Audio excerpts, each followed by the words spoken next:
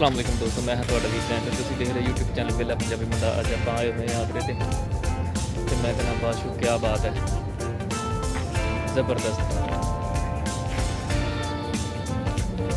ਕੀ ਨਜ਼ਾਰੇ ਆ।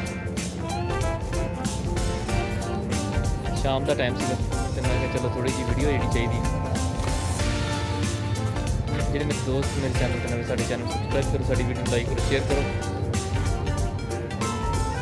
दोस्तों अज मज़ा बड़ा आया शाम, मैं कहना बादशाह सारे दोस्त आए हुए हैं, बाकी देखते हैं आप अल्लाह खैर करें।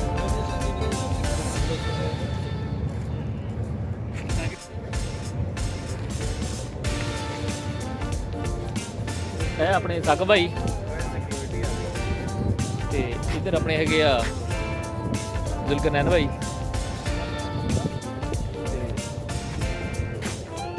इधर मुड़ने है अपने सफियान भाई, इधर काशिफ भाई आ गए माशाअल्लाह। भाई किधर सैर कटे थे? अच्छा ये तुसी आ रहे हो इत्थे ठेका करना है हुण? हां जी, कच्चियां कुच्चियां बंद करा दियां गोलियां, उन्होंने कहा जी इत्थे पुल बनाना ते ओदा जरा थोड़ा जायजा लेना है, कोई नक्शा बनाना। क्या बात है जी, माशाअल्लाह, इंशाल्लाह जल्दी बना देंगे।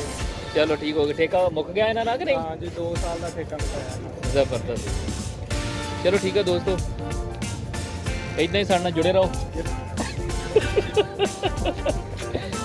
बाकी तुहानू दिखाने अगला सीन ते अपना ख्याल रखो बहुत ज़्यादा। बंदे नू भाई लाइक ते सब्सक्राइब करो।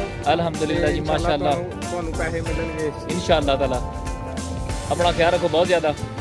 ओके जी, अल्लाह हाफिज़, फी मन।